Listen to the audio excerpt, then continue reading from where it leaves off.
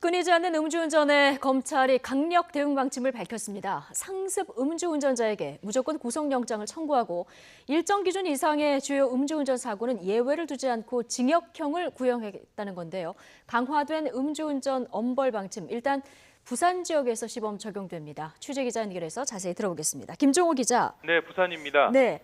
자, 부산 지역에서 시범 적용하겠다 이런 단서가 있긴 합니다만 검찰이 음주운전에 칼을 빼들었습니다. 처벌이 어떤 방식으로 강화가 되는 겁니까?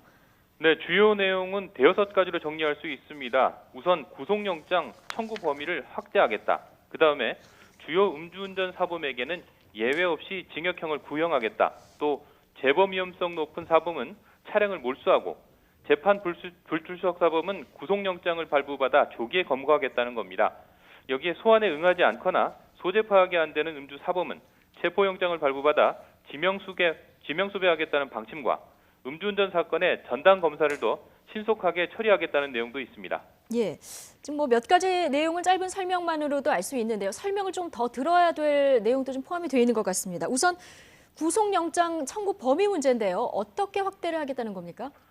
네, 검찰은 네 가지 정도 예를 들어 구속영장을 청구하는 경우를 설명했습니다. 우선 음주운전 죄로 집행유예를 선고받아 기간이 끝나지 않았거나 누범 기간인 사람이 다시 음주운전이 적발되면 예외 없이 구속영장을 청구합니다.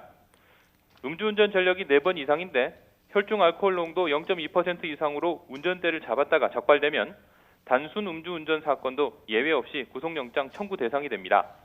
음주운전 사고로 피해자가 숨진 경우도 포함되는데 만약 피해자 유족이 합의했다면 대상에서 제외할 수도 있습니다.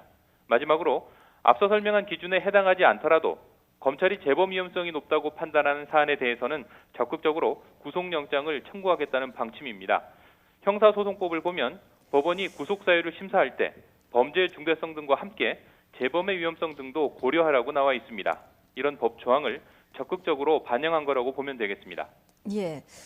자, 주요 음주운전 사범에게는 예외 없이 징역형을 구형하겠다. 자, 이 얘기도 좀 앞서 나왔는데 이 예외 없이라는 거는 어디까지를 말하는 겁니까?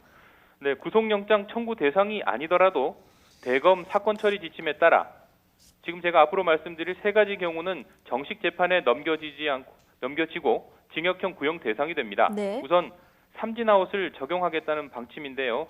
음주운전 전력이 2번 이상 있는데 또다시 적발되면 정식 재판으로 보내 징역형을 구형하겠다는 겁니다. 또 음주운전 적발 전력이 한 번이라도 있는데 다음번에 혈중 알코올 농도 0.2% 이상인 만취 상태로 운전대를 잡았다 붙잡히면 역시 징역형 구형 대상이 됩니다. 마지막으로 운전면허 없이 혈중 알코올 농도 0.2% 이상으로 운전하면 초범이라도 바로 징역형을 구형할 방침입니다. 검찰은 징역형을 구형했는데 재판부가 벌금형을 선고한다면 예외 없이 항소하겠다고 설명했습니다. 네.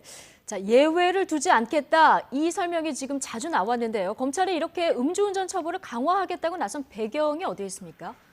네, 지난 9월 25일 새벽 부산 해운대구 미포 오거리에서 음주운전 차량에 숨진 윤창호 씨 사건이 계기가 됐습니다. 당시 윤 씨는 혈중 알코올 농도 0.134% 만취 상태로 운전대를 잡은 박모 씨 차량에 치여 중태에 빠졌다가 지난달 결국 숨졌습니다.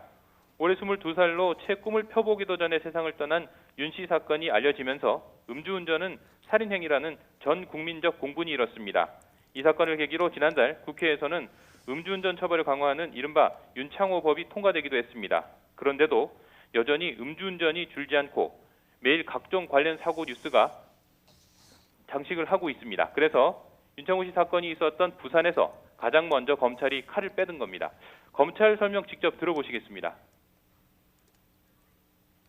불구속 수사의 원칙에 따라 음주운전 사범에 대해서 불구속 재판을 받고 또 실형이 선고되는 경우가 많지 않았던 상황이 음주운전을 하는 것이 큰 잘못이 아니라는 잘못된 인식을 사회에 확산되도록 한 하나의 이유가 되지 않았나, 이런 부분에 대한 반성적인 고려에서 이런 조치를 취하게 됐습니다. 예. 자, 어쨌든 음주운전 사고 소식 끊이지 않고 들리고 있는 상황인데 취재 현장에서도 충분히 체감할 수 있었을 것 같습니다. 어떻습니까? 네, 그렇습니다. 음주운전을 엄벌한다. 연말을 맞아 특별 단속을 벌인다. 최근 이런 기사 많이 보셨을 겁니다. 그런데도 어디서 무슨 음주 사고가 났다는 기사는 더 많이 보셨을 겁니다. 저도 최근에 이런 기사를 많이 쓰고 있는데요. 어제 예를 한번 들어보겠습니다. 치과 의사가 하루 사이 2차례나 음주운전 사실이 적발되고 이 과정에서 폭행과 공무집행방해 혐의까지 받고 있다는 내용을 취재 보도했습니다. 그런데 저녁에는 혈중 알코올 농도 0.313% 만취 상태로 차를 몰다가 난 추락 사고도 부산에서 있었습니다.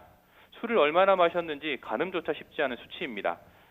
이런 음주운전이 잇따르는 건 운전자의 습관에서 이유를 찾을 수도 있습니다. 음주운전 재범률은 44.7%에 이른다는 통계도 있는데요. 술을 마시고도 운전대를 잡는 습관을 못 버리는 운전자가 그만큼 많다는 이야기일 겁니다. 엄벌도 좋지만 우리 사회의 음주 문화도 다시 한번 되돌아봐야 하는 계기가 되어야 되겠습니다. 지금까지 부산에서 YTN 김종호입니다.